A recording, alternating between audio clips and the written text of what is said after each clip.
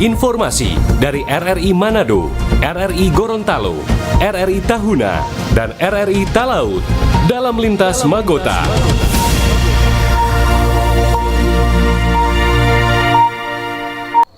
Pukul 17 waktu Indonesia Tengah, Radio Republik Indonesia Manado dengan Lintas Berita Magota, Manado, Gorontalo, Tahuna, dan Talaut untuk edisi hari ini, tepatnya di hari Jumat 14 November 2025.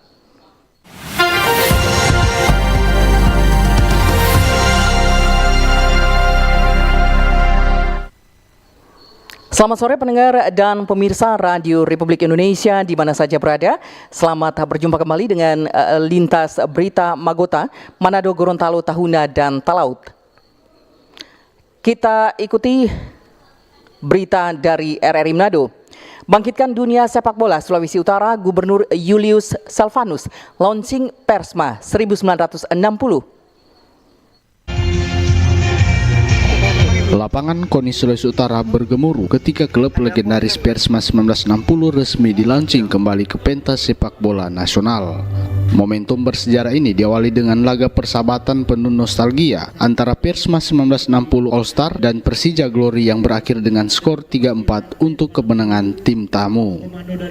Pertandingan ini pun menjadi ajang reuni para legenda sepak bola nasional dan daerah, disaksikan ribuan penonton yang memadati tribun lapangan KONI Sulut.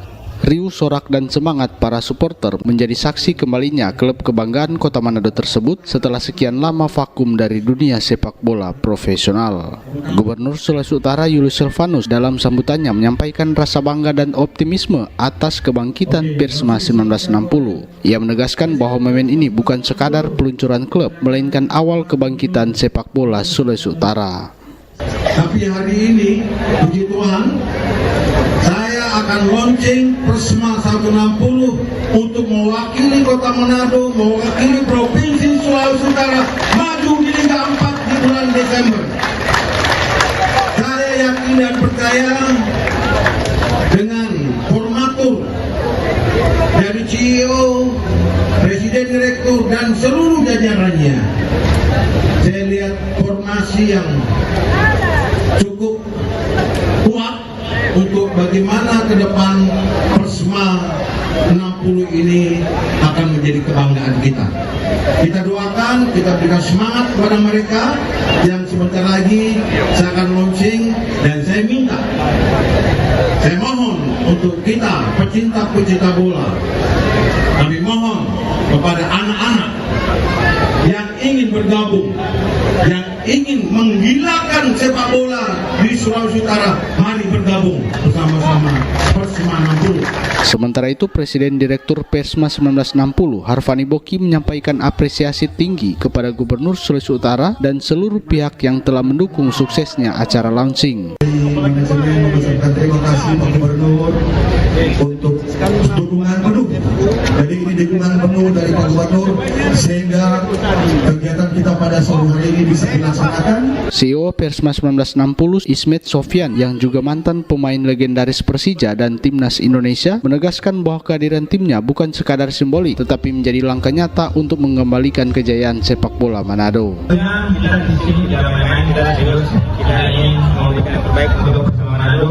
Kita sekarang ada di Liga 4. Insya Allah di Desember kita mulai perjalanan. Mudah-mudahan kita dengan waktu yang ada sekarang ini kita bisa membangun skuad keamanan yang bagus dan menjadi pemain terbaik. Tetapi juga kita memprioritaskan putra-putra Manado yang berprestasi, yang bisa memberikan kontribusi untuk Kota Manado, dan saya harapkan untuk masyarakat Kota Manado khususnya, saya mohon minta dukungan, doanya, semoga apa yang kita inginkan, apa yang Pak Gubernur inginkan bisa tercapai dengan tujuan yang sama. Peluncuran Persma 1960 pun menjadi simbol kebangkitan sepak bola Sulawesi Utara. Dukungan pemerintah, legenda sepak bola, dan masyarakat yang hadir dengan penuh antusias menjadi bukti bahwa Manado masih memiliki gairah besar terhadap dunia sepak bola. Kini Persma 1960 menatap masa depan dengan penuh optimisme, membawa misi bukan hanya untuk berprestasi, tetapi juga menginspirasi generasi muda Sulawesi Utara agar mencintai dan menekuni olahraga sepak bola dengan penuh dedikasi. Anugrah Pandai, RRI Terus Mengudara untuk Indonesia. lintas Magota, Manado, Gorontalo, Tahuna, dan Talaut.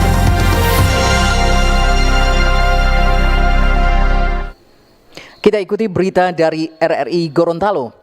BEM Universitas Muhammadiyah Gorontalo meluncurkan program inovatif bertajuk Transformasi Digital Desa Malingkapoto Selatan. Program ini untuk mengintegrasikan teknologi digital, ekologi, dan partisipasi aktif masyarakat guna memperkuat ketahanan pangan serta kemandirian ekonomi berbasis komunitas di tingkat desa. Badan Eksekutif Mahasiswa BEM Universitas Muhammadiyah Gorontalo UMGO melaksanakan program pemberdayaan kepada masyarakat bertajuk Transformasi Digital di Desa Malingkapoto Selatan, Kabupaten Gorontalo Utara. Program pemberdayaan kepada masyarakat ini sebuah inisiatif yang memadukan teknologi, ekologi, dan partisipasi masyarakat untuk memperkuat ketahanan pangan dan kemandirian ekonomi desa. Ketua Tim Pelaksana Alter Rasarudin Mkom menegaskan program ini merupakan bagian dari upaya BEM Universitas Muhammadiyah Gorontalo untuk memberdayakan mahasiswa sebagai agen perubahan melalui pemanfaatan teknologi untuk menjawab kebutuhan real masyarakat di desa. Menurutnya, program ini melibatkan 2 dosen pendamping dan berkolaborasi dengan pemerintah desa Malingkapoto Selatan, kelompok tani, dan Karang Taruna sehingga semakin memperkuat pelaksanaan kegiatan tersebut.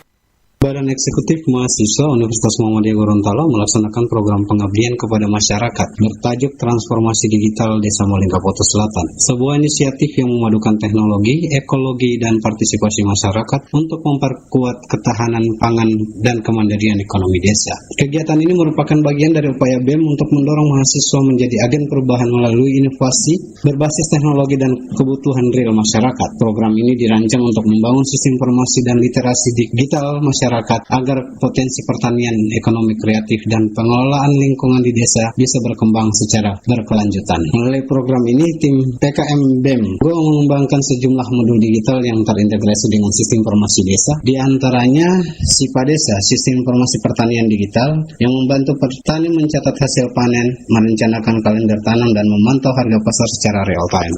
Sebagai bagian dari inisiatif ini, tim pemberdayaan masyarakat BEM UMGO mengembangkan sejumlah aplikasi digital terintegrasi dalam sistem informasi desa, salah satunya sistem informasi pertanian digital desa atau SIPA Desa, di mana aplikasi ini memudahkan petani untuk mencatat hasil panen, merencanakan kalender tanam, dan memantau harga pasar secara real time sehingga mereka dapat membuat keputusan yang lebih tepat dalam kegiatan pertanian. Selain itu, bank saku atau bank sampah digital berbasis akuntabilitas dan kuantifikasi. Platform ini mendorong partisipasi warga dalam pengelolaan sampah dengan sistem pencatatan volume sampah dan pemberian insentif digital berbasis poin yang bisa ditukar dengan barang atau jasa. Selain pengembangan sistem informasi digital, program ini juga menyelenggarakan pelatihan literasi digital, manajemen usaha, dan berwirausaha berbasis teknologi. Pelatihan ini ditujukan untuk petani dan pemuda desa yang turut dilibatkan sebagai peserta aktif dalam kegiatan tersebut. Dari Gorontalo, Rusdianeta Pro 1 RRI terus mengudara untuk Indonesia.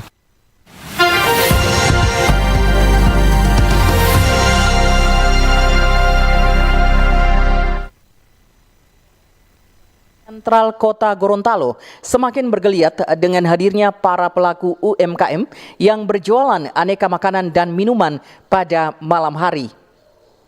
Pasar sentral Kota Gorontalo yang dulu identik dengan suasana sepi dan aktivitas jual beli yang menurun, kini mulai menunjukkan wajah baru. Setiap malam, kawasan ini tampak hidup kembali dengan hadirnya pengunjung yang datang untuk menikmati aneka kuliner dan jajanan yang dijajakan oleh para pelaku UMKM. Kehadiran para pelaku UMKM ini tidak hanya memberi warna baru, tetapi juga menjadi daya tarik tersendiri bagi warga yang ingin menikmati suasana malam bersama teman, kerabat, dan keluarga. Geliat ekonomi di kawasan ini semakin terasa sejak pemerintah Kota Gorontalo mengambil kebijakan yang memberi keleluasaan bagi para pelaku UMKM untuk berjualan di berbagai titik strategis, termasuk di area pasar sentral. Langkah pemerintah daerah ini disambut positif oleh Asosiasi Pedagang Pasar Sentral Kota Gorontalo. Ketua Asosiasi Ismail Alulo mengatakan, selain membuat UMKM di Kota Gorontalo bergeliat, kebijakan ini diharapkan mampu berdampak langsung terhadap peningkatan kunjungan dan pendapatan pedagang pasar sentral. Kalau bisa lokasi-lokasi yang di tempat-tempat pasar sentral di lantai 2 yang selama ini menganggur, kalau boleh kita aktifkan, kita buat bagaimana supaya menjadi ramai. Karena apa? Memang selama ini kan saya sampaikan bahwa UMKM itu yang selama ini ada tiap malam hari itu hanya persoalan masalah ngopi-ngopi saja kan. Nah, UMKM itu kan bukan hanya sebatas itu. Ada juga yang pingin suka jualan makanan, jualan kuliner yang lain.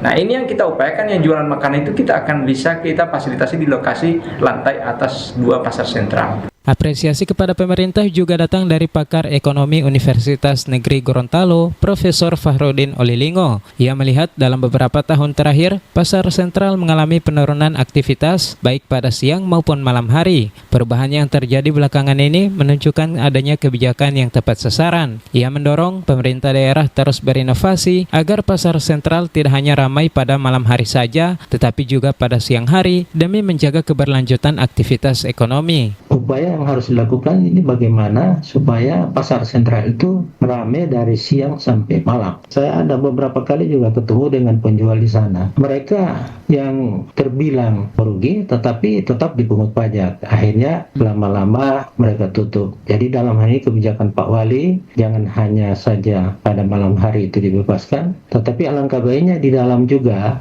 itu para penjual kain, kemudian juga yang di atas itu diperuntukkan mungkin untuk barang-barang lain gitu ya. Itu perlu ada keringanan pajak. Hidupnya aktivitas ekonomi di pasar sentral Kota Gorontalo sangat penting sebagai salah satu pendorong pertumbuhan ekonomi daerah. Dengan meningkatnya kunjungan masyarakat dan geliat UMKM, pasar sentral diharapkan dapat menjadi motor penggerak ekonomi lokal yang memberi manfaat luas bagi masyarakat Kota Gorontalo. Dari Kota Gorontalo, Andi Sanga, Pro 1 RRI terus mengudara untuk Indonesia. Lintas Magota, Manado, Gorontalo, Tahuna, dan Talaut.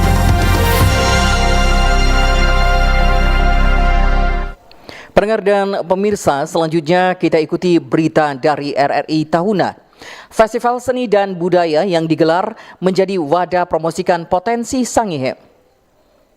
Festival seni budaya daerah yang dilaksanakan pemerintah daerah dalam rangka untuk melestarikan budaya daerah dengan menggelar berbagai kegiatan lomba yang juga menarik perhatian wisatawan untuk berkunjung di Sangihe. Hal itu disampaikan Bupati Michael Tungari dalam dialog obrolan budaya belum lama ini. Tungari menjelaskan peran pemerintah daerah pada Festival Seni Budaya Sangihe yaitu memberi wadah dan ruang untuk dapat mempromosikan, mengembangkan adat seni budaya kepada generasi muda saat ini. Seni dan budaya ini sudah digelar 3 kali, pasti dengan tujuan pertama melestarikan orang budaya daerah, kemudian dalam rangka melestarikan itu harus ada lombanya yang pasti, karena kalau soalnya tidak ada lomba, orang semalas mau latihan. Jadi ada lomba-lomba sampai ke generasi selanjutnya.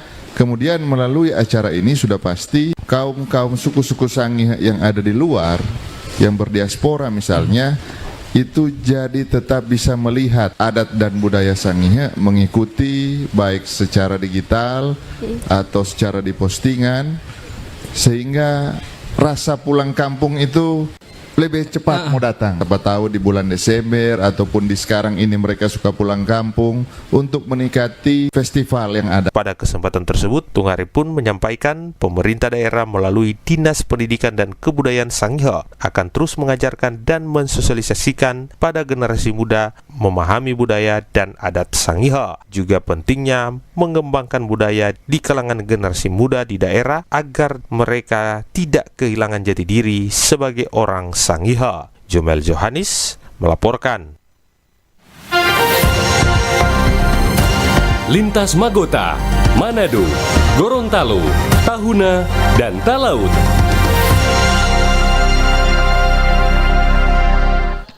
Selanjutnya kita ikuti berita dari RRI Talaut. Harga bumbu dapur cabai di pasar Melongwane mengalami kenaikan, sementara tomat dan bawang stabil. Harga sejumlah komoditi pangan jenis bumbu dapur saat ini terpantau stabil. Sedikit kenaikan terjadi pada bumbu dapur cabai rawit merah, sementara untuk komoditi bawang dan tomat terpantau normal. Resli, salah satu pedagang sayur di pasar tradisional Melengwane saat ditemui RRI menyebutkan penjualan cabai rawit merah saat ini Rp55.000 per kilogram. Terdapat kenaikan Rp5.000 bila dibanding dengan 2 hari sebelumnya. Sementara tomat berada di Rp14.000 per kilogram, bawang merah dan bawang putih sama harga, yaitu Rp55.000 per kilogramnya. Harga tersebut belum mengalami penurunan atau kenaikan sejak 2 hari yang lalu. Halo, selamat pagi. Harga rica sekarang per cupak 8.000, per kilo 55. Kalau tomat tetap 14 1 kilo. Bawang putih merah sama harga 55 sekilo. Menurut pedagang, bahan pokok tersebut masih dipasok dari luar daerah seperti Manado dan Gorontalo. Stok bahan pokok saat ini masih cukup aman hingga pekan depan. Dari Melengwane, Kepulauan Talaut, Marsuki Mengero terus mengudara untuk Indonesia. Pendengar dan pemirsa Radio Republik Indonesia di mana saja berada, sekian lintas berita Magota, Manado, Gorontalo, Tahuna, dan Talaut untuk edisi hari ini, hari Jumat 14 November 2025. Saya Ike Darsono Memuaya mewakili pimpinan dan seluruh kerabat kerja yang bertugas di sore hari ini, menyampaikan terima kasih dan sampai jumpa.